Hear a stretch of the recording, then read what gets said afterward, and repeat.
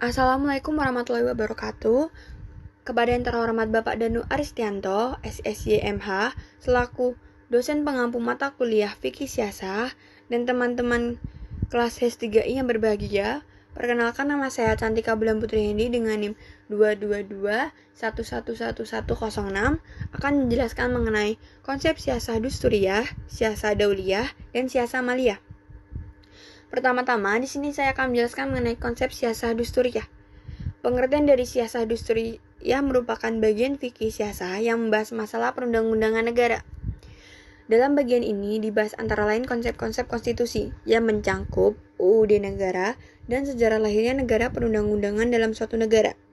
Legislasi yang mencangkup bagaimana cara perumusan UU, serta lembaga demokrasi dan syura yang merupakan pilar penting dalam UU tersebut. Fikih siasah dusturiyah biasanya dibatasi hanya membahas pengaturan dan perundang-undangan yang dituntut oleh hal ihwal kenegaraan dari segi persesuaian dengan prinsip-prinsip agama dan merupakan realisasi kemaslahatan manusia serta memenuhi kebutuhannya. Ruang lingkup dan kajian siasah dusturiyah. 1. Persoalan dan ruang lingkup pembahasan. 2. Persoalan imamah, hak dan kewajibannya. 3. Persoalan rakyat, statusnya dan hak-haknya. 4. Persoalan baiat. 5. Persoalan waliyul ahdi. 6. Persoalan perwakilan. 7. Persoalan al-hali wal-aq. 8. Persoalan wizarah dan perbandingannya. Kategori di siasah dusturiyah adalah 1.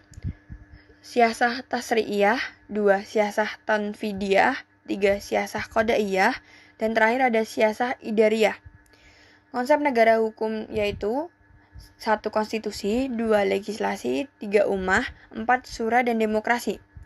Sumber siasah dusturiyah antara lain Al-Quran dan Al-Hakim, hadis atau kebijakan Khulafaur Rasyidin, hasil ijtihad para ulama, dan adat kebiasaan.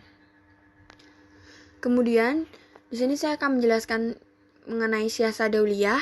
Pengertiannya, sebagai kekuasaan kepala negara untuk mengatur hubungan negara dalam hal hubungan internasional, masalah teritorial, nasionalitas, ekstradisi, persaingan, tawanan politik, pengusiran warga negara asing, selain itu juga mengurusi kaum zimmi, perbedaan agama, akad timbal balik dengan kaum zimmi, hudud dan qisas.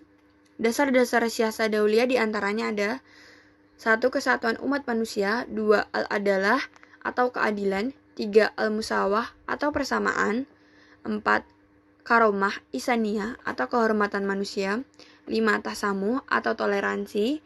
6. Kerjasama kemanusiaan. 7. Kebebasan kemerdekaan atau al-huriyah. 8. Ada perilaku moral yang baik, al-ahlakul karimah. Hubungan internasional siasah dauliyah adalah 1. Hubungan-hubungan internasional di waktu damai dan hubungan-hubungan internasional di waktu perang. Pembagian negara dalam Islam. Menurut jumhur ulama, membagi negara kepada 2 bagian yaitu Dar al-Islam atau Dar al-Waqf atau bisa disebut sebagai Syiah Zaidiyah atau Dar al-Tauhid atau Khawarij Sakti Ibadiyah, dan Dar al-Harb atau Dar al-Fasik atau Siasah Zaidiyah atau Dar al-Syirik atau Khawarij Sekte Ibadiyah. Sedangkan menurut Al-Jazuli, pembagian dunia pada masa sekarang adalah 1. Al-alam al-Islami atau dunia Islam. 2. Al-alam al-had, negara-negara yang berdamai dengan negara Islam. Ruang lingkup siasah dauliyah diantaranya yaitu 1. Perjanjian internasional. 2. Perlakuan terhadap tawanan. 3. Kewajiban hanakuatu negara terhadap negara lain. 4. Aturan perang. 5. Ekstradi. 6. Pemberian suaka politik dan keamanan. 7. Penentuan situasi domal atau perang. Kemudian saya akan menjelaskan mengenai siasah maliyah. Pengertiannya, secara bahasa, siasah maliyah ialah politik ilmu keuangan. Secara istilah, siasah maliyah dapat disebut mengatur segala aspek pemasukan dan pengeluaran keuangan yang sesuai dengan kemaslahatan umum tanpa menghilangkan hak individu dan menyia-nyiakannya. Sumber hukum dari siasah maliyah diantaranya ada 1. Al-Quran, Kedudukan Al-Quran itu sebagai sumber utama dan pertama bagi penetapan hukum. Bila seseorang ingin menemukan hukum untuk suatu kejadian, tindakan pertama yang harus dilakukan adalah mencari jawaban penyelesaian di dalam Al-Quran. 2. Ada hadis. Hukum dari hadis yang berkenaan dengan pengelolaan keuangan, pendapatan negara, dan pengeluaran negara yang sesuai. Sumber pendapatan dari Syah Samaliyah. 1. Hak milik. 2. Zakat. 3. Ghanimah. 4. Jizyah. 5. Fa'i. 6. Kharaj. 7. Baitul Mal. Sumber pengeluarannya adalah diantaranya 1. Menggaji pegawai pemerintahan. 2. Menggaji para aparatur negara tentara. 3. Membuat irigasi untuk memenuhi kebutuhan masyarakat. 4. Memperkuat negara alat pertahanan. 5. Membangun infrastruktur.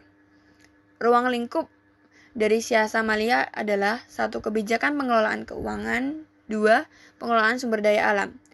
Sekian presentasi dari saya. Apabila ada salah kata, mohon dimaafkan. Wassalamualaikum warahmatullahi wabarakatuh.